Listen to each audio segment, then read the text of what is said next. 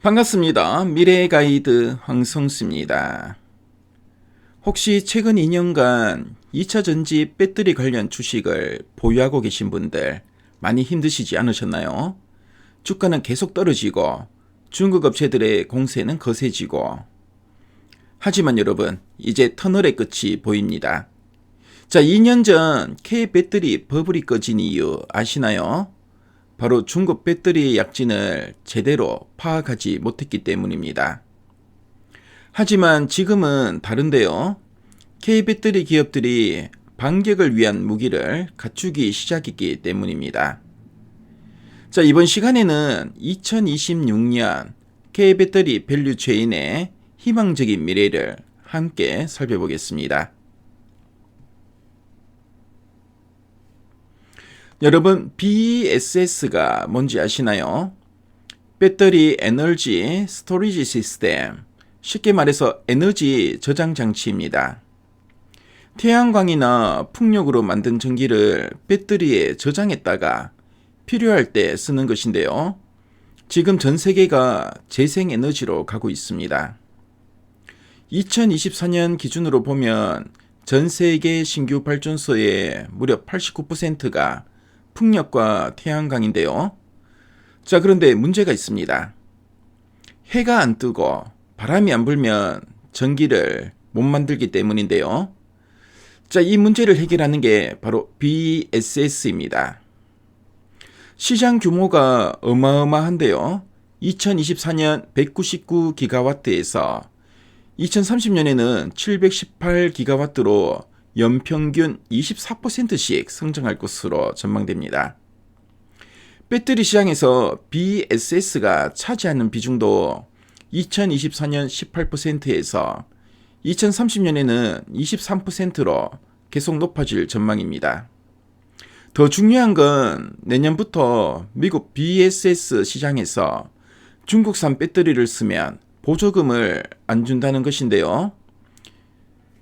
비중이 국산 부품이 55% 이상이어야 하는데 이게 매년 높아져서 2030년에는 75%까지 올라갑니다.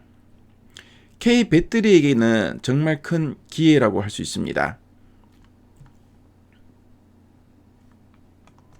전기차 시장은 어떨까요? 자, 유럽이 희망적입니다. 2024년에 역성장했던 유럽 시장이 2025년에는 27%, 2026년에는 20% 성장할 것으로 예상됩니다. 그 이유가 뭘까요? 첫째, EU의 CO2 이산화탄소 규제가 2025년부터 15% 강화됩니다.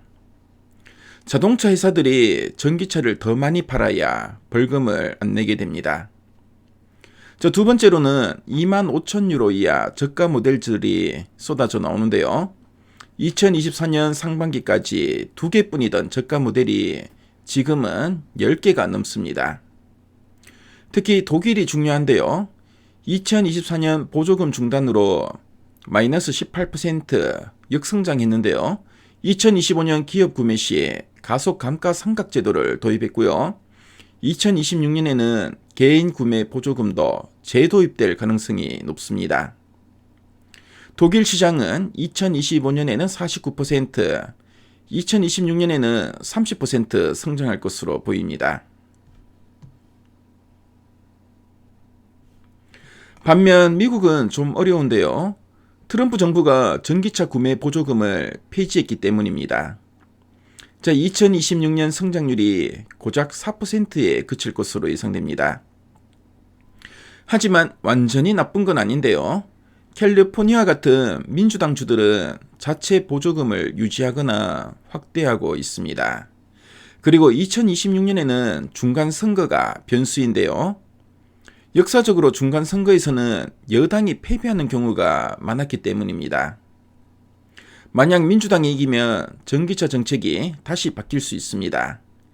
자, 가장 중요한 건 미국 BESS 시장은 계속 성장한다는 것인데요. 2026년 64기가와트로 25% 증가가 예상됩니다. 자, 그럼 K배터리 기업들은 어떻게 반격할까요? 자, 무기가 세 가지 있는데요. 첫째는 LFP 배터리입니다. 중국이 장악한 저가 시장에 맞서기 위해 LG 에너지 솔루션과 삼성 SDI, SK온 모두 LFP 생산을 시작했습니다. 기존의 3원계 배터리보다 30% 이상 저렴하고 화재 위험도 낮습니다. 두 번째는 LAMR 배터리인데요. 리튬 망간 리치 배터리입니다. LFP보다도 가격은 낮으면서 에너지 밀도는 더 높은데요. LG 에너지 솔루션과 GM이 공동 개발해서 2028년부터 전기차에 탑재될 예정입니다. 세 번째는 전고체 배터리인데요. 로봇이나 하늘을 나는 택시 같은 미래 시장을 겨냥한 기술입니다. 에너지 밀도가 높고 안정성도 뛰어납니다. 자, 좋은 소식이 또 있는데요. 2025년 올 하반기부터 글로벌 전기차와 배터리 관련 주가가 일제히 상승 전환했습니다.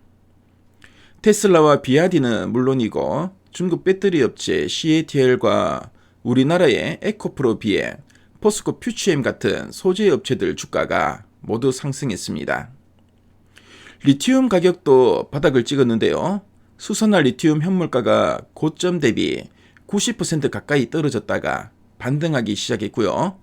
중국 탄산 리튬 선물 가격도 7만 위안에서 10만 위안으로 올랐습니다. 시장은 이미 2026년 실적 개선을 선반영하기 시작한 것입니다. 여러분, AI 붐 들어보셨죠? 챗GPT 같은 AI 서비스가 늘어나면서 데이터 센터가 엄청나게 많아지고 있습니다. 그런데 데이터 센터가 전기를 어마어마하게 많이 먹는데요. IEA 전망에 따르면 2024년부터 2035년 글로벌 데이터 센터 전력 때문에 320기가와트 이상의 발전소가 추가로 필요합니다. 그중 65%가 재생에너지이고요.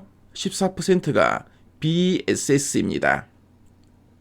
더 중요한 건 구글과 아마존, 마이크로소프트 같은 빅테크 기업들이 모두 탄소 중립과 100% 재생에너지 목표를 선언했다는 것입니다. 재생에너지를 쓰려면 BESS가 필수인데요. 밤에도 전기를 써야 하기 때문입니다. 이게 바로 BESS 시장이 폭발적으로 성장할 수밖에 없는 이유라고 할 수 있습니다. 자, 그럼 중국은 어떻게 될까요? 자, 좋은 소식이 있는데요. 세계 각국이 중국 배터리에 대한 장벽을 높이고 있기 때문입니다. 자, 미국은 이미 말씀드린 것처럼 내년부터 중국산 배터리를 쓰면 보조금을 주지 않습니다. 자, 이유도 중국 배터리 업체들의 유럽 내 투자에 대해서 기술 이전, 현지 자원과 인력 사용 같은 제한을 두는 걸 논의하고 있습니다. 실제로 BESS 배터리 시장에서 중국 점유율이 2021년 55%에서 2024년에는 72%까지 올랐었는데요. 이제 이 흐름이 바뀔 것으로 보입니다. 니케 배터리에게는 정말 좋은 기회라고 할 수 있습니다. 자, 우리나라 시장도 주목해야 하는데요. 정부가 11차 전력 수급 기본 계획에서 2034년까지 BESS 설치를 대폭 늘리기로 했기 때문입니다. 2026년부터 2030년까지 매년 태양광 3에서 5기가와트씩 늘어나는데, 여기 필요한 건 BESS가 2시간 충전 기준으로 연간 4에서 7기가와트입니다.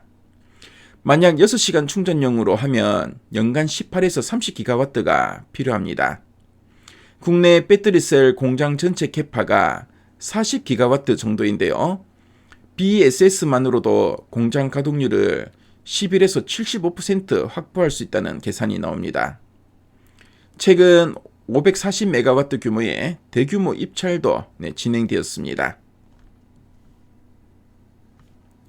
자, 그럼 어떤 기업에 주목해야 할까요? 세 기업을 꼽겠습니다. 첫째는 에코프로 BM인데요. 하이니켈 양극재 글로벌 1위 기업입니다. 이제 고전한 미드니켈, LMR, LFP용 양극재까지 라인업을 확대했습니다. 자, 11월에 헝가리 공장을 완공해서 내년 2분기부터 가동할 예정인데요. 유럽 시장 성장에 직접 수혜를 받을 것으로 보여집니다. 자, 두 번째는 롯데 에너지 머티리얼스인데요. 전지박 업체인데 올해 실적이 부진했지만 내년부터는 반등할 것으로 보여집니다. 국내 익산 공장을 AI용 회로박 라인으로 전환하고 있는데요.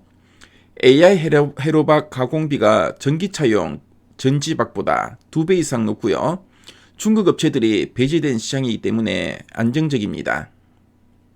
세 번째 종목은 신흥 SEC입니다. 배터리 CID와 캡 아세이 부품업체인데요. 미국 스타플러스 공장에서 ESS용 제품이 본격 생산되면서 2026년 턴어라운드가 예상됩니다. 자, 그럼 오늘 방송 내용을 정리해 보겠습니다. BESS 시장은 연평균 24% 고속 성장이 전망되고 있고요. 유럽 전기차 시장도 20% 이상 성장하고 있습니다. 자, 미국은 비록 정체되지만 BESS 시장은 계속 커질 것으로 보여집니다. 중국에 대한 장벽은 높아지고 있고요. K배터리는 LFP, LMR 전고체 배터리로 무장했습니다. 시장은 이미 알고 있는데요. 주가가 먼저 움직이기 시작했습니다. 자, 2년간의 긴 터널을 지나 2026년은 정말로 희망의 해가 될 것으로 보여집니다. 물론 투자는 신중하게 하셔야 됩니다. 하지만 큰 흐름은 분명한데요. K배터리의 반격이 시작됩니다. 자, 오늘 방송 내용이 여러분들의 투자 판단에 많은 도움이 되었으면 좋겠습니다. 자, 그럼 이상으로 오늘 방송을 이제 마무리하겠습니다. 네, 지금까지 미래의 가이드 황승수였습니다. 네, 감사합니다.